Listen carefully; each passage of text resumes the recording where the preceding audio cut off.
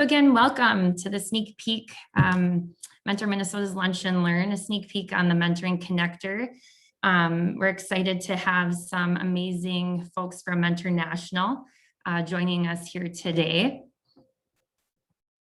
So we're going to do just a quick welcome and a little bit of an icebreaker and introduce Mentor Minnesota and our Mentor National folks that are joining us.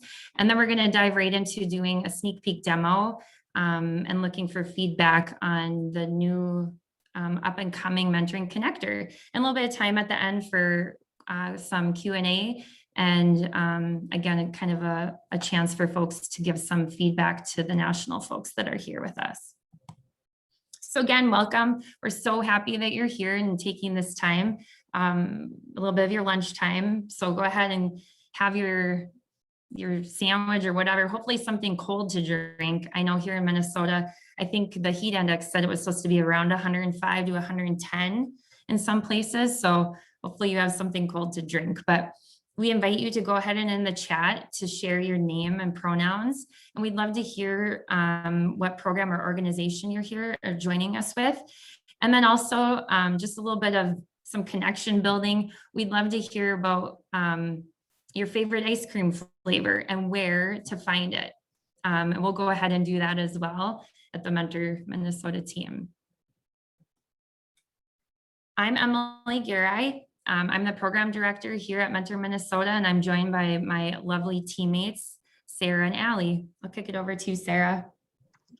Hey everybody, I'm Sarah, she, her, the executive director. My favorite ice cream has to by far be the one that you can get soft serve at the co-ops in town. It's like a chocolate coconut soft serve ice cream. Highly recommend it. It quenches all thirst and all of your ice cream desires. I'll hop it over to Allie. Then maybe we can all introduce ourselves. Okay. Hey, I'm Allie. I'm the Vista Mentor Minnesota. I'm gonna have to go with something from Sebastian Joe's, which is like a local ice cream place. There's one called like Spumoni, which I think is banana. It's kind of weird, but it's fun. Yeah, whoever wants to go next. Yeah, it sounds delicious. I think for me, I like the cookies and cream from What's the Scoop. There's a couple branches, one in Buffalo and one in St. Michael.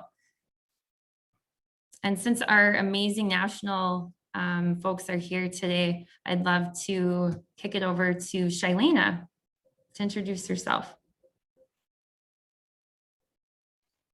Thank you. Hi, everyone. My name is Shylana Roman, she, her pronouns. I work for Mentor National as the program manager for the Mentoring Connector database.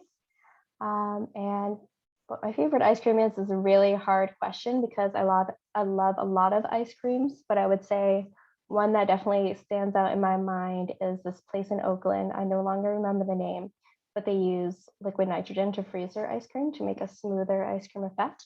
And I got this really good local flavor that I believe was blueberry and sweet corn. I want to eat that right now. Yeah, I'm sweating. I would love that too, actually. I'll turn it over to Oussama now. Hello, everybody. My name is Oussama Ouadani, he, him, his pronouns, and I am the Mentoring Connector Vista at Mentor National, which basically means that I should support Shylana in everything relating to the Mentoring Connector. So I'm really excited to be here today. In terms of favorite ice cream, I'm very, very simple. Nowhere as fancy as all the prior responses. I like mochi, and not even a fancy mochi. You can just get it at any standard supermarket. So yes, that's me.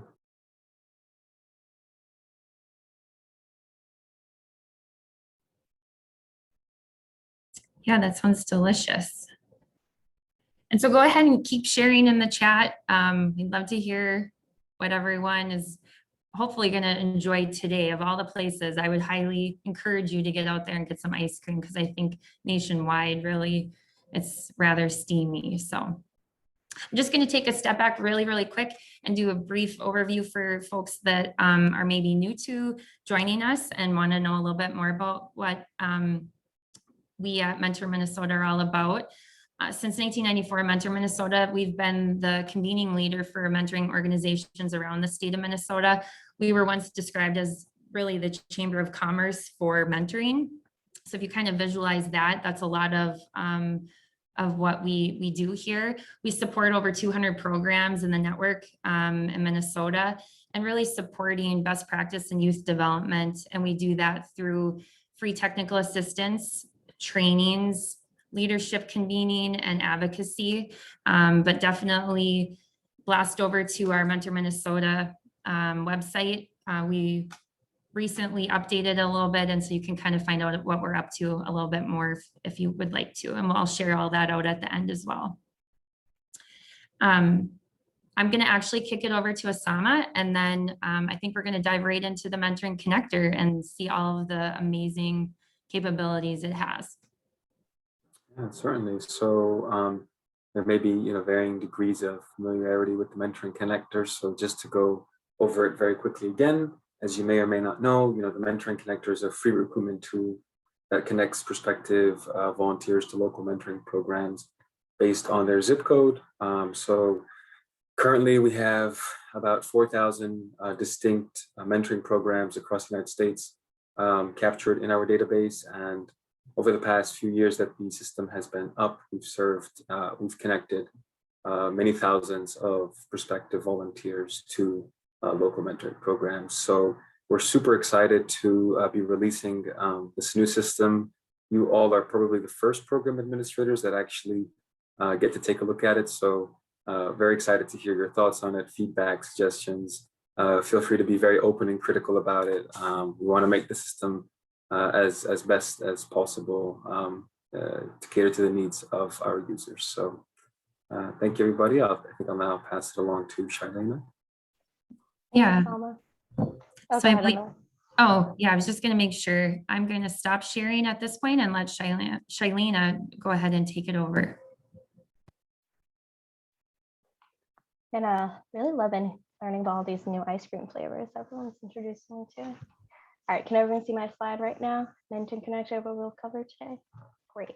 I'm actually gonna open the gallery up so I can see everyone's beautiful face today. Make some eye contact, everyone. Cool. So thank you so much, everyone, for joining us today. As we mentioned, this is really a sneak peek at the new system. It's still currently in development. There's actually 1 week left of its development phase, and we've started to test it out. So as Oussama pointed out, y'all the first programs ever to see the new system. It's okay if you haven't seen the old system. The old system looks old. That's all you need to know about it, unless you enter it soon. What I wanted to make sure I went over today is the why, who, when, and how. Review 3 key areas of the new system. So we might have time for exercises since it's a smaller group. If y'all are interested, we can go through it a little more piecemeal. If you're like, I want to play around with the system, have any specific questions for the exercises. So we're first going to go over the Become a Mentor search page, which works pretty similar to the 1, 2, 3 option that you see now. So if you haven't seen that, we'll show you what it looks like on the volunteer's perspective, right? I'm new to mentoring. How do I do this? Where do I start? Secondly, we're going to look at the new How to Submit a Program page. We made it a little bit shorter, but would love to know, like, hey, is this still too long? Is this information not relevant for you as a program to even get to us?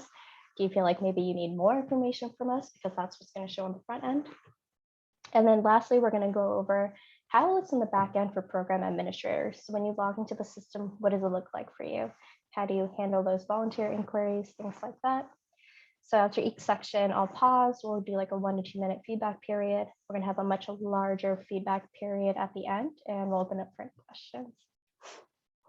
So for now, I'm gonna go over why, who, how, and when. Why and whom? You all, right? So we're doing this for programs. I mentioned this earlier. I only like to design products that actually work for the people who use it, right? If it's not working, there's no point to it. So I want to make sure the system is really working in a way that's easy for you to navigate and is, doing everything that you can do. Even if in the first round of development, you're like, hey, it would be great if I had X, Y, Z, tell us that. I love putting in things that programs want to do. And if I can say, hey, programs ask me directly for this, then I can ask for the money to make it happen. So whenever I'm like, we want this, and they're like, how much money you want?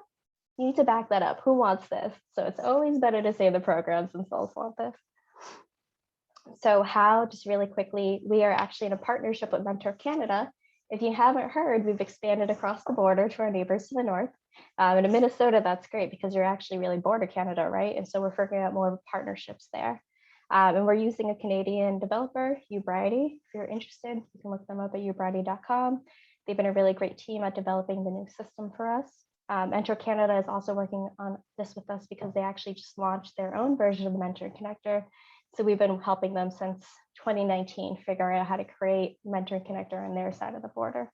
The only reason why the two systems are not exactly the same is because Canada cares about its citizens' privacy and their data.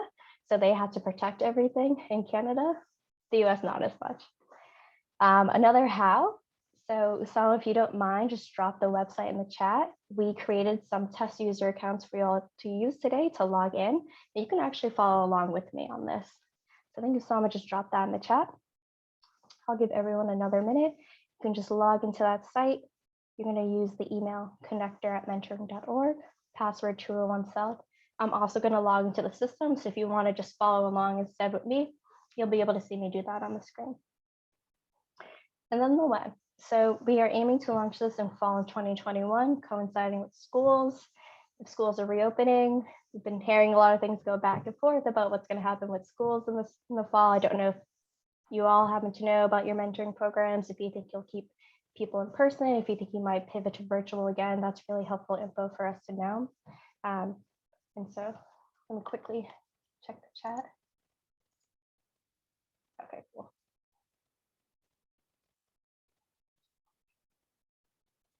Oussama gave you guys that. So now I'm going to log to the system.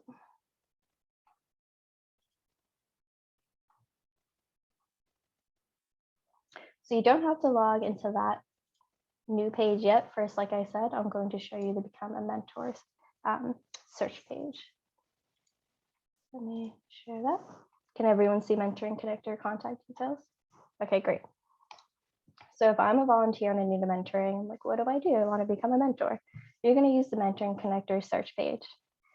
What we currently require is your name and email if you want to do an inquiry. If you want to just search, you don't have to give us your phone number or anything like that. It's just your email and your zip code. So if you're doing a test inquiry and you're following along, feel free to do a test inquiry. Just you can make up any name you want. You can be Batman today if you want to do a test inquiry. Put my real email. And then what's a Minnesota zip code I can use? 55414. 55414. Okay, cool. So a quick note, if I wanted to look for e-mentoring on a national level, I would just check this box and it would hide the zip code because you don't need zip codes to do e-mentoring. So what are you looking to do? I'm looking to become a mentor. Sometimes folks come to us looking for their mentees and they want to find an organization. So you have that option as well. However, some programs only take on new mentors and they've marked themselves as such. So it helps reduce the number of programs that show up. Our search location, we have 5 to 25 miles. We might bump this a little higher. Some of them are rural programs in Colorado and Texas. We're like, hey, we have to drive forever. It's okay. You can open up the search results. So for now, I'll leave that 25. If I want to, I can search for a specific program criteria, STEM programs, arts programs. You can do by age of youth served, so 11 to 14, grade of youth served, and then population of youth served. Our Marcoms team is actually working with a focus group of people now to find terms that are a little more user-friendly, especially for new volunteers, because oftentimes what we found is people might know that they want to work with queer youth, right? But they're not sure for the other ones. And so that's one area that we are looking to improve. And then tell me how you heard about us, right? Was it from another website? Was it from My Brother's Keeper? Was it from, an MBA campaign? So now I'm just going to hit search. And then I immediately get results. So first comes up is my test program. So it's a e-mentoring, virtual mentoring program. I'm going to take a look at it. Oh, sorry, I'm supposed to go back. Let me show you the beautiful mentor colors that show up for every program. So if I scroll down the list, I'll start seeing, and I have these little lines telling me how far away from the zip code I enter the program is. An additional step that we're going to take is to include a link to Google Maps for the program. So you can immediately click and see, where are they in accordance to me? How can I get there? You'll notice that some programs have logos, some don't. That's because we imported the data from the old system. So if a program hadn't added a logo, it just hasn't showed up yet. It's pretty easy to do that, and I'll show you. So I'm like, cool, Cali's apples and oranges. I'm gonna click this, get a better peek at it. Here are the quick details about the program, grade served, the focus, that's great. I'm just gonna go up and down. I would love to hear from y'all if you feel like there's any other info that you think would be helpful for us to include for volunteers, right? So one thing that we're definitely gonna add, but we don't have the data for yet for programs is how long does it take to onboard as a volunteer? How long, what does training look like, right? Like a clear snapshot of the program. So that's a question that we're adding for programs so they can give us that information. This is the actual piece that will allow me to apply to the program. So it automatically fills your information that you put in the zip search, my email. I could put my phone number if I wanted to. You can click yes if you're okay getting a voice call. So that's a new feature, and you can click yes if you're okay getting a text. I always point out, I think folks of our generations and younger are just deathly afraid of phones now because it's always a robocall. It's always a robocall. It's never a real person, and it's always about your student loans or your car payments. So this way, at least we're checking, hey, yes, I'm okay taking that phone call, or I do not answer the phone, please text me. So I can check those, and they'll show up on the inquiry and letting me as program administrator know that. So then I'm just going to hit apply to this program.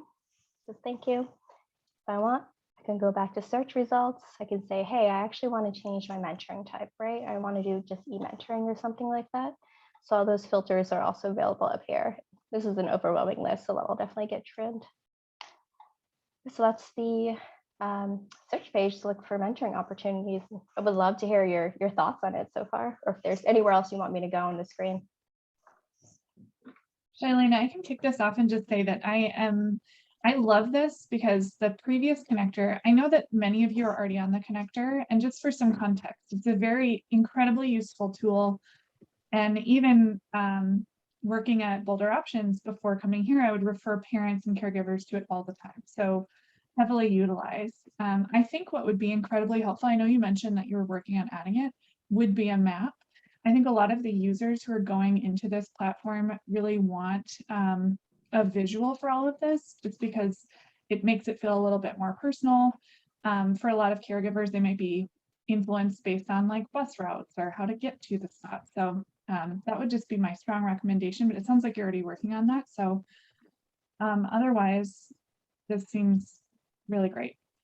Yeah, let me bring it back to that. So one part that I was talking about, and this was a discussion with our Marcoms team, I brought up that we heard from a lot of folks that they want to see a map here, but based on how we've been defining geography, and this is actually where I'm going to need to pull affiliates in, there's a question of, okay, when a program goes over a boundary, for example, it's a mentoring program in Minnesota, but it also serves youth in Canada, where does that jurisdiction lie, right? And do we want to actually show that on a map or not? And then there's a lot of question about boundaries, zip codes, and service areas having to do with community-based versus site-based programs. So if we have a map, and I'm sure Oussama is taking notes, and it's great that we're recording this, but if we were to create a map here and we were splitting it between community-based programs and site-based, what makes the most sense to present that information for the volunteer? Do I need to separate it so it's just community-based first? In which case, are we creating a boundary, kind of like Zillow, you know, when you're looking at houses you can't afford and there's a boundary around the area that you're looking? Should we do that approach? If we do site-based, do we want to just do it, this is where it is on the map, and you don't know where you are in the map, it's just this is where it's located on the map. So those are all the questions we had and realized we didn't have ready answers for. So for now, we're just going to do, you know, I can click this, Google Maps pulls it up for me. Once we talk to everyone else and figure out what is the best way to present that information, we'll start figuring out the map portion too. And then really quickly, I just want to show you, in case you haven't seen it on current system, this is what the current Become a Mentor page looks like. So they're gonna, again, have the 1, 2, 3, just to show folks this is how you do it. I'm gonna hit search.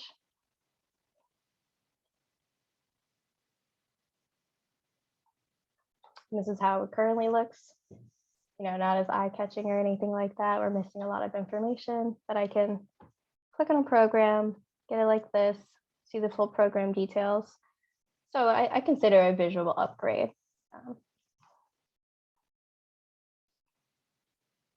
Does anyone else have any thoughts about the search page? If not, totally okay, we can move on.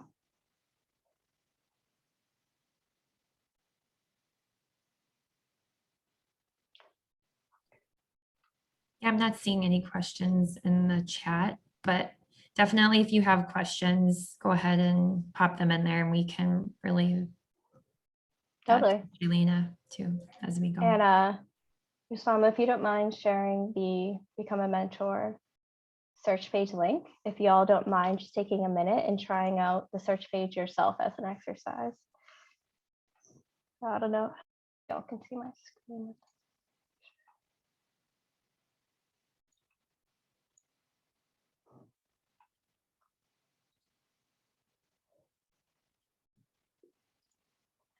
So if you don't want to try it out, you can just go ahead to the Become a Mentor search page. Oussama dropped that in the chat.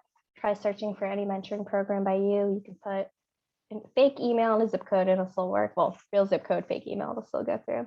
Feel free to use any fake names. This is just a test environment, so we can't mess up any data, so don't worry about that. And then just try out the different filters for their search results. Let us know like, hey, this works well, this doesn't, or I think this would be a better filter for volunteers. Definitely give us that, right? Like one thought I had when we do have this data available is, I'm looking for specific onboarding time or, specific minimum match commitment. I think those would be helpful. And while I have you as programs, there is also the question of, every time we want to add that as a filter, we have to ask you as programs to fill it out. How annoying is that going to get? Where do you want us to ask you these additional questions, right? So we don't want to make the program submission page too long.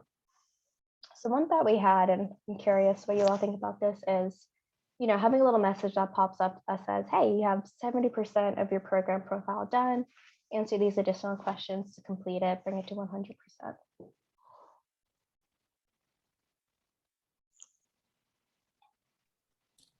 guess I like that because sometimes you don't know what you don't know, and maybe folks or programs, maybe they're new to the Mentoring Connector, or maybe even those of us that have become familiar with it, we might forget or get distracted and not go ahead and finish it. So I guess I like the little pop-up reminders sometimes, but again,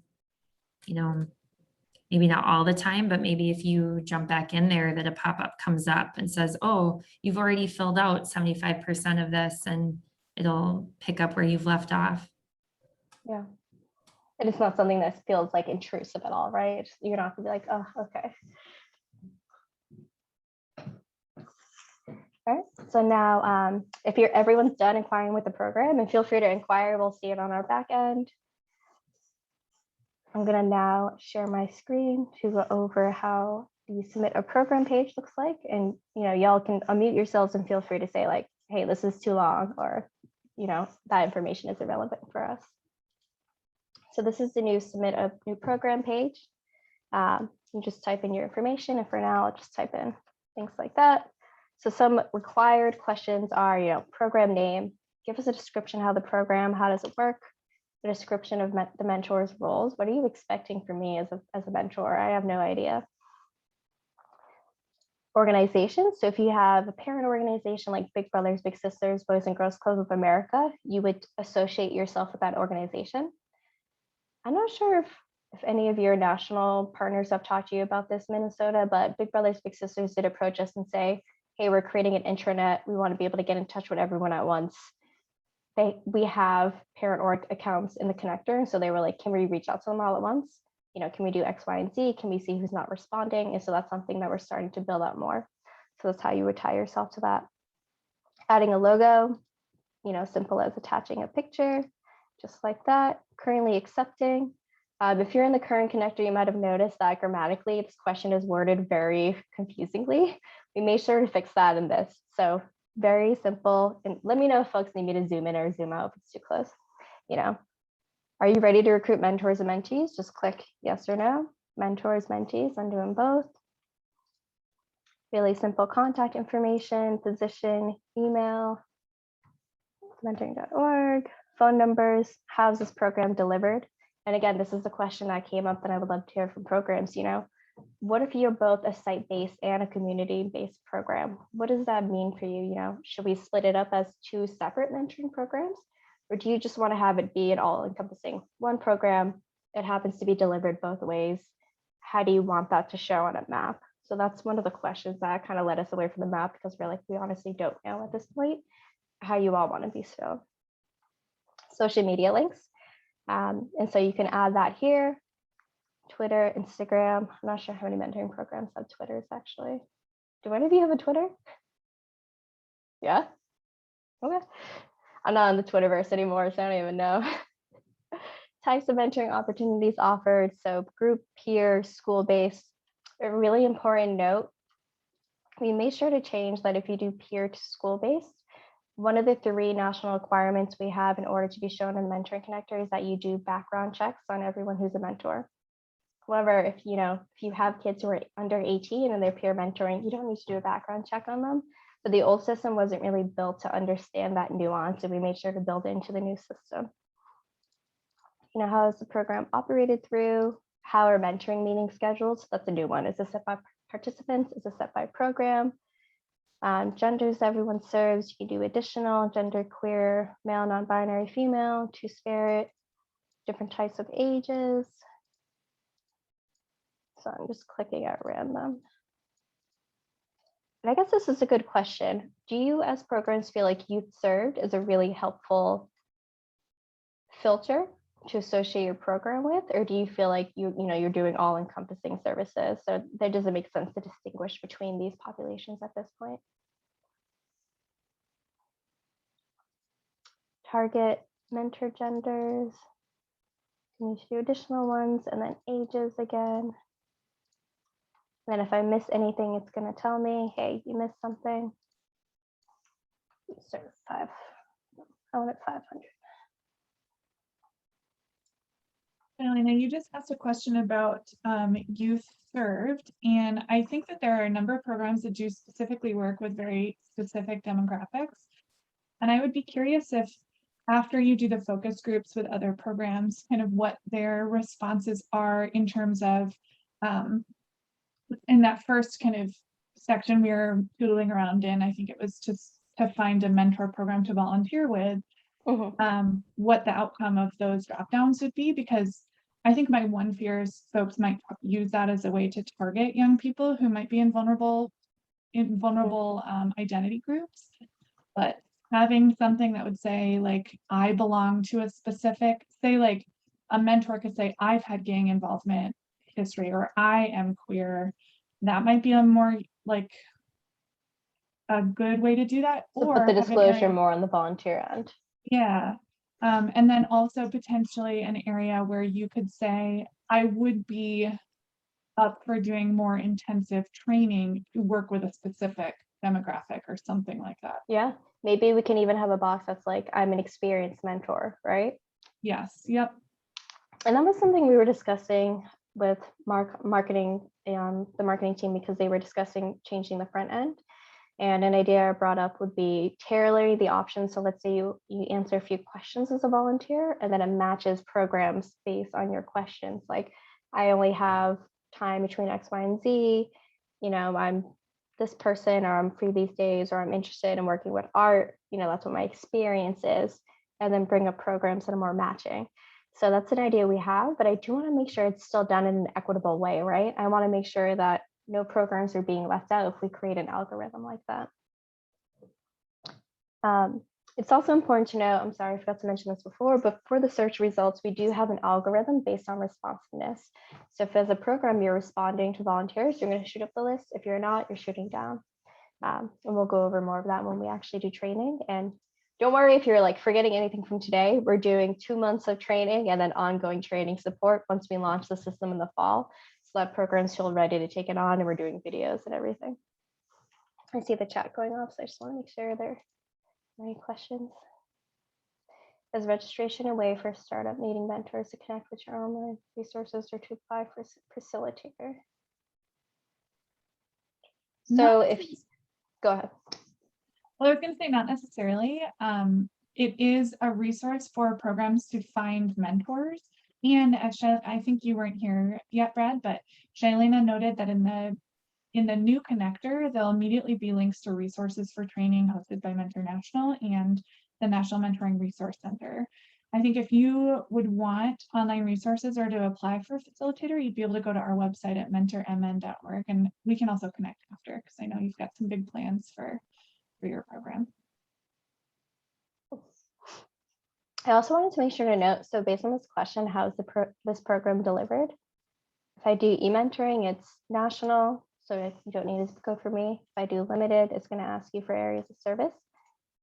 If you say it's offered in person, then it's going to ask you, where are you located? And this is a much easier format for programs to just type in any zip code. It's linked to Google, so you can search anywhere and link your program to those areas.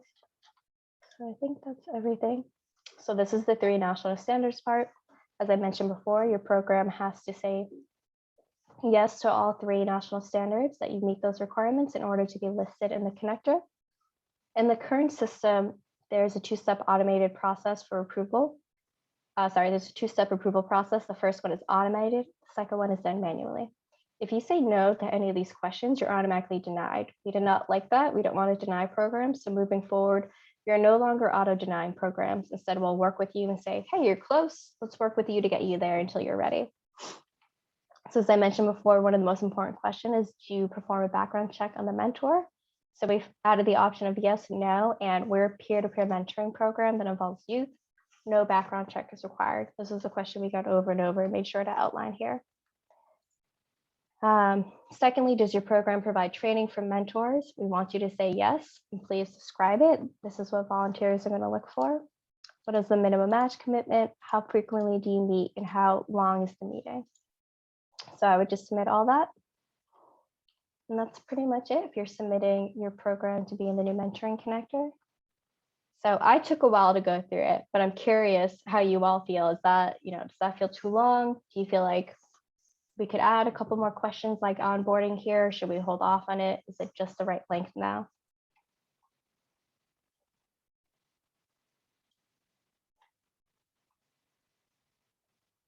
Seems like most folks feel it's fine. That's great. And I'm still sharing the right screen. Great. So lastly, I'm going to go over what the new mentoring connector system like. So let me check the chat real quick. Okay. Yep. Thank you, Oussama. So Oussama is giving you the program admin sign-in page. He included the password and the user account that you can use to sign in. You can follow along on your own, or you can watch what I'm doing on the screen. Something really excited for affiliates, programs, and ourselves is the forgot your password button actually works in the system. So you can reset your password on your own instead of having to ask us. One of those small, big triumphs, right? It seems so little, but it's so important. That is great. So when I log in as a program, I'm immediately taken to my inquiries page. If I have more than one program, which we have here, I have my demo program and my Cali apples and oranges. I'm going to see all the inquiries for all the programs that I am connected to as an administrator. So the programs are here. I can cycle through first name, last name, their role, if they're looking for mentor, they're looking for mentees. So here are my mentees, here are my mentors, or I can go by status. Probably most often what is the one that y'all will use. Who's not contacted, who is contacted? How long ago did they inquire? Whoa, 17 minutes ago. Great job, right? Just recently. Something really exciting is for affiliates, this is also how the new reporting is going to look for y'all. We created a filter section to filter through the data so that y'all can pull your own reports. So if you look at inquiries and you're like, I want to see how many people are asking to be mentors in my program, it's going to cycle through for you. How many people do I want to be just mentees in my program? It'll filter that for you, and you can actually save this filter. If you want, feel free to play around on your own, create a filter. So just mentees. I'm going to hit save filter. If I go to my save filters, this is here now, and I can click that and it'll pull that information for me automatically. So I feel like, bring it back. I want to know how many people are applying to be mentors this week or last week. That information again is going to be easily available now. You'll be able to export this table out as a CSV. So I wanted to take a look at this list right here. There are some placeholder filters, but as programs, I'm really curious to learn, what additional filters would be helpful for you to have here. Does it make sense to have their contact information as a filter? How you heard about us? Do you feel like you don't need to know this part about the lead relationship? So with the program, is there anything useful that you think would be helpful here to you to have to filter through? It's okay if you can't think of anything. We're going to share our contact information. Feel free to shoot us an email and be like, this would be the best thing, and I just realized it. Again, I want to make sure that this works for the folks it's actually working for. If at any point you're like, this works great, would love to hear it. If at any point you're like, this does not work great, I still need to hear it, so let me know. So now in real time, instead of having to go through your affiliate or track us down the connector inbox, you can just tell us in real time, give us your email. Hey, this was working, this wasn't, this would really improve the system. Have you thought about adding this? We get all that information now in our backend in real time, so we can look at it and say like, okay, this is what we need to do to fix it. So it's the inquiry section. I'm going to go over to the dashboard now, which I'm a big fan of because it's very visually pleasing, but it's also really helpful information quickly at your fingertips. So again, inquiries.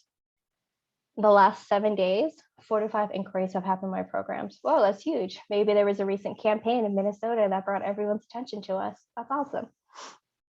I can look here and quickly see, oh, out of that 45, only 4 have been responded to. That's not great. Let's respond to the other 41. Or I can filter through just today. Let's say somebody asks you, when's a peak time that people are inquiring with your program? You can say, wow, for some reason, between July 17th and July 22nd, we had a big surge in inquiries. My information is right there now.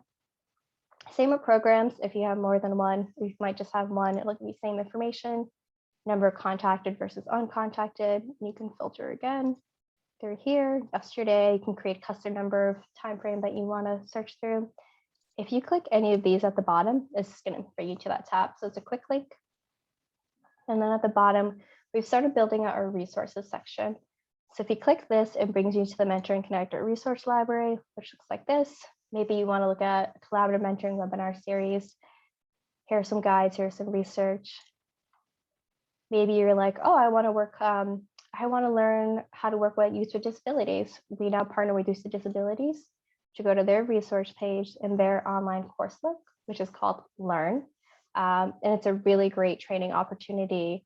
We've been working with them now to think about including some maybe like a 3-step trainings for youth with disabilities automatically in the email that goes out to volunteers, right? So how do we make sure they have these resources as quickly as possible? And then lastly, the Mentoring Connector resource library. We're gonna update all our resources when the new system launches. For now, it connects to the current Mentoring Connector resource page. So if you all have any questions about this, let me know. It has the login here. It has videos for programs. So we have some short tutorials, 2 to 3 minutes long from the current system. We have a much longer webinar that goes over the entire backend for programs, how to add multimedia, things like that. So that's always available for you all. And will again be available when we update and go live with the new system. So does anyone have any questions or thoughts or feedback about the dashboard page or the inquiry page for me? Resource library, very helpful. It's great. I did one, maybe this isn't about the resource library, but I know from previously using the connector, it's sometimes hard to get the form response changed when you're responding to mentor inquiries. Is that something that you're going to talk about at all today, Shylana, or is it Yeah, I'm actually glad you brought that up. So I'm going to go back to the inquiries page, and then if anyone has feedback about the dashboard, would love to hear it, especially like what additional stuff on the dashboard you want. In terms of the inquiries, you no longer have to email through the mentoring connector system itself. Instead, as soon as you inquire with a program, let me do a new share. So let's say I inquired with a program, and I'm like, I get this new email.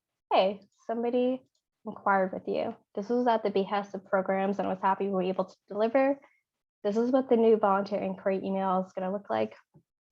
Hey, Minnesota Programs has applied as a mentor to your program. Cool. I'm going to email them directly based off that email. So you're bypassing the whole system, making it easier for everyone. You don't even have to log in anymore. This is what the new email looks like. You might notice, so for privacy reasons and accountability, I call it the Craigslist effect. When you click that email, it's going to generate a fake email for that person, and you can reply to them. You'll set up a correspondence as soon as you email through the system. And so you'll be able to add your own resources here. I like to tell programs, provide a snapshot of how the program works, right? As a volunteer, I'm going to have no idea, include the volunteer application, include a scheduler. Hey, is it cool if I call you this week? Are you free? Things like that. Training's going to take this long. You can put all that information here. You can save all the templates you want because this is through your browser. So at Mentor, we happen to use Outlook, so Pierce is Outlook. If you use Google Chrome or Gmail as if you use Gmail as your email browser, it's going to go through your Gmail. So whatever you're using as your regular email, we'll be able to use. So I'm going to respond. Let's say I did. Let me get out of this. Oh, I don't say my changes. So as soon as I respond to the person, it's going to release their information to me.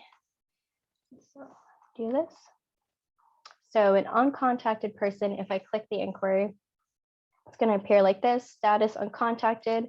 It's still going to give you the relay email. So if you're like, I couldn't even find the email that it came through, you can always click this to email them again through your regular browser. The email and phone number are hidden until I respond, and then it'll appear for me. And again, that information I gave earlier, yes, I'm okay with text messages. No, don't call me, right? So let me go back and I'll click a responded one. Contacted, great. So now that I contacted, the email that they provided and their phone number is now available to me. This is a test person though, so it's not their real information. So that's how volunteer inquiries are going to work in the future. You don't even have to log into the system unless you want to track what's going on. So you can go back to inquiries. Yeah, how do folks feel about that new system?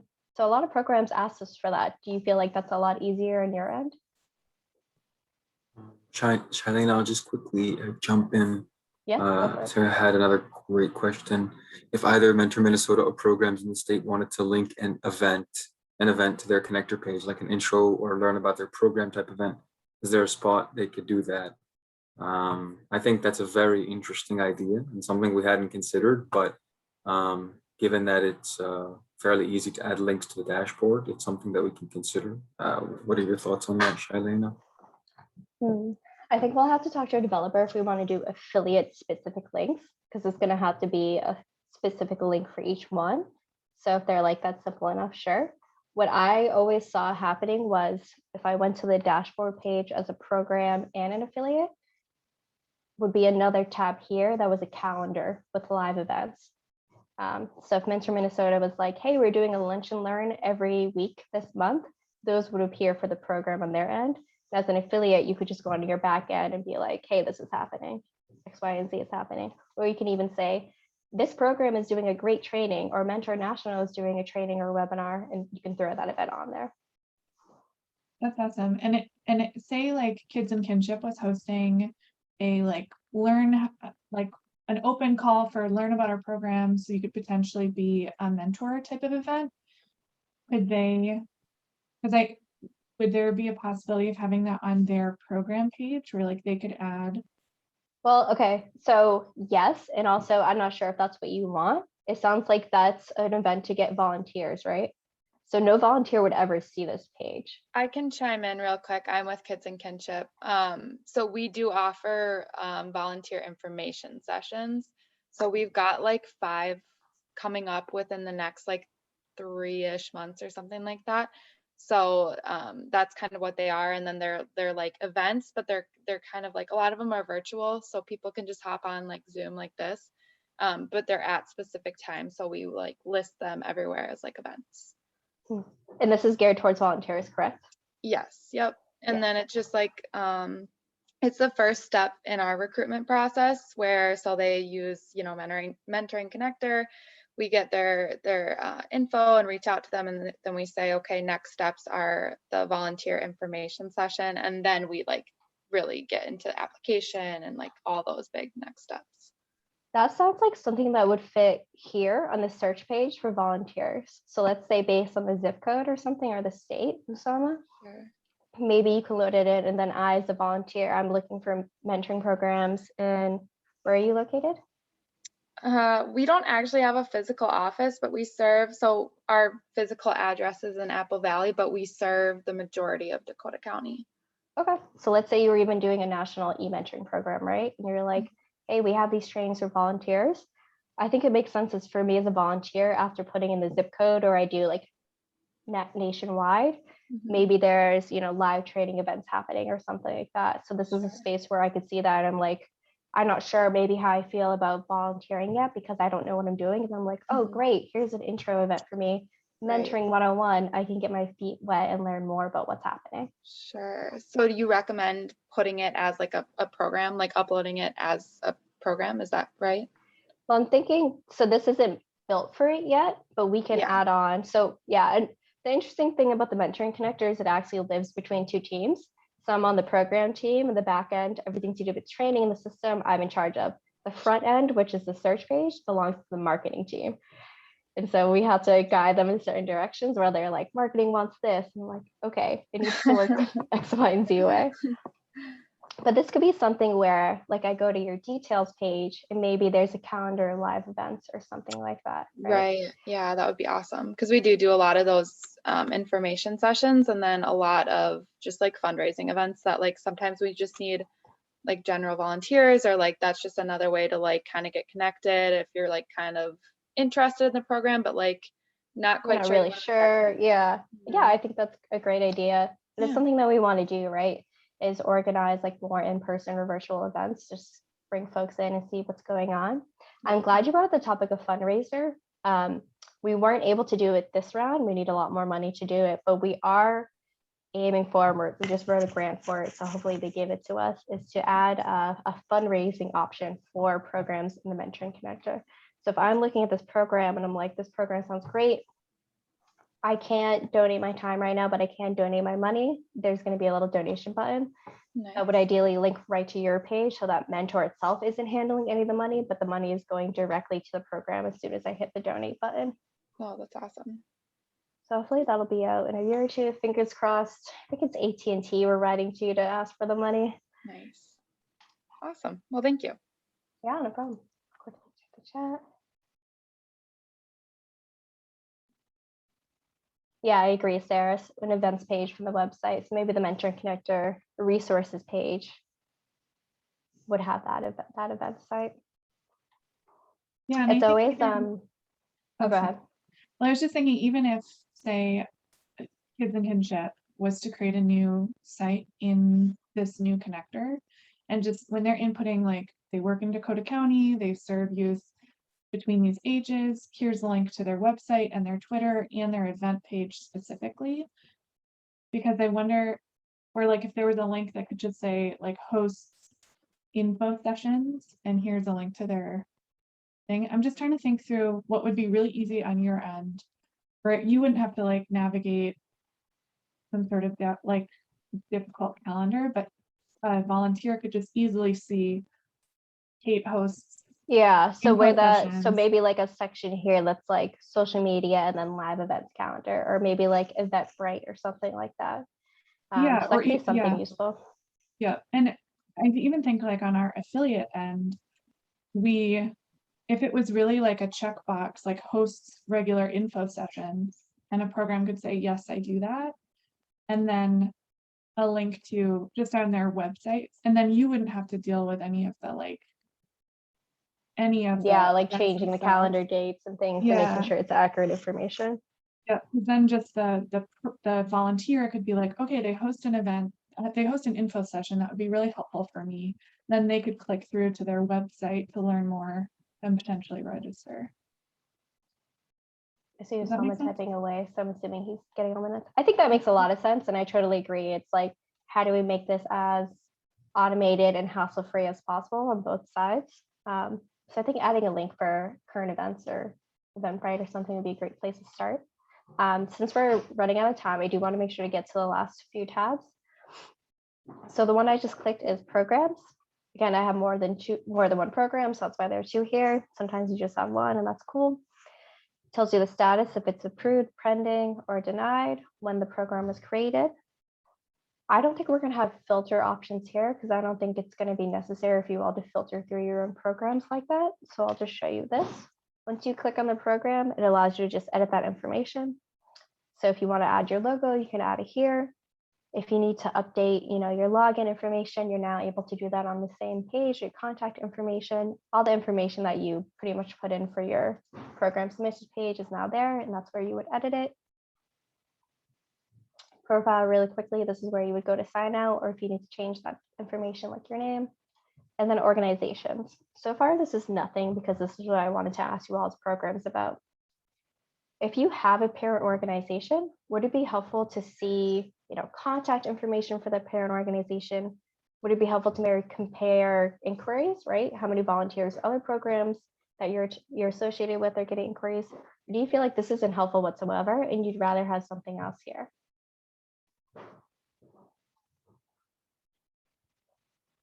And I know for some programs that, they don't have a parent organization. So it's kind of like, what would they even see here? So I'm totally opening this up to y'all. What would be helpful? You can just get rid of it as a tab. You don't even have to think about it again.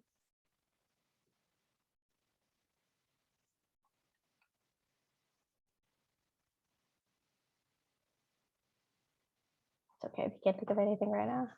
So that's a filler for now. When we keep going through focus groups, I'm sure we'll get more ideas. And again, if you're like, hey, I actually came up with a great idea after the Zoom, like feel free to email us. I think that's pretty much it. Anything else? Oh, I was gonna have you all play around with the dashboard, but we're out of time for that. So I'll leave it on this slide. Future testing groups. So if It's anyone, like, I was just going to mention, so Oussama, that's a good point. That's what I was going to maybe mention too, that to have a tab toggle that you can have on or off depending on whether or not a program admin marks if they have a parent org. That way it won't, be blank, for some, and then that might deter folks maybe if they are sure, why is this blank or empty? Why don't they, where if they do, then they can receive or get more information from that parent org. yeah, I mean, I was even thinking like, is this helpful for programs to even see their parent orgs? I figured y'all would be in touch with them in some way, shape or other. So maybe we don't even need an organizations tab whatsoever. Maybe it can be like a resources tab or yeah, I don't know. We can think about it over time. What would be most helpful for y'all as programs?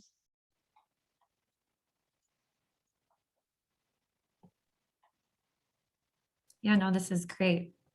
I think, and maybe even that spot where it seemed like there was a lot of interest, definitely for resources or for the, linking events or training that's coming for programs, maybe using that space for that instead, perhaps. Yeah, something a little more dynamic. Yeah. And so quickly before I run out of time, I wanted to ask you all, if you're interested in being a tester for the system with us, please let us know. Email me sroman@mentoring.org, subject line program tester, and we will get a group of y'all together to test out the new system. And Sarah, to answer your question, for those who are already in the current system, you will not have to re-register in the new system. We're migrating that data over. At most, what will most likely happen is you will receive an email saying, hey, please log in and reset your password. All the information is already going to be dragged over. So that's pretty much it. And then again, we're hoping for the system to go live in the fall of this year. It's mostly done with development. So at this point, it's, is everything working the way that needs to, which is why those testing groups are so important. Or are there any last minute tweaks that we should make or anything like that? But otherwise, fingers crossed, everything will be live to go in the fall. And I'm very, very excited for it to go live. So thank you everyone so much for joining us today and for giving us this feedback that we need. Yeah, thank you so much, Shylana and Oussama, for being here and your time today to give us a little sneak peek of what's up and coming. I think this is such a useful tool, as Sarah had mentioned earlier, for, you know, on the mentee side of things and the mentor side of things, and really building those connections out. I think it will also be really helpful, and even that building of partnerships, whether that's education, whether that's the workforce, and streamlining the system so that it's super user friendly, and that you know, it doesn't deter or intimidate folks from getting connected. But yeah, I really Totally. appreciate your time. Yeah, I would say some of the best benefits of being in the Mentor Connector, honestly, like aren't even connected to volunteers. It's also connected to what we're doing with that information. So often we have new affiliates or funders coming to us and they're saying, hey, do you have, you know, contact information for all the mentoring programs in Minnesota that work with foster youth? And we're like, yeah, here you go, get started with it. You want to advocate for them? I think one of my favorite things was when COVID just started, a foundation reached out to us and was like, we want to get money in the hands of families who are affected. We need a list of mentoring programs in North Dakota specifically. And I was like able to be like, here you go, here's that information, give that money out. And I would say there's so many additional benefits to being the connector outside of just volunteers. But thank you everyone, and enjoy the rest of your week. Thanks, Shylana, and thanks, Oussama, and thanks everybody for joining. I do want to say this is such a great resource, one of many of the tools in your toolbox for recruitment that's only going to be much more of an extensive tool for you to utilize.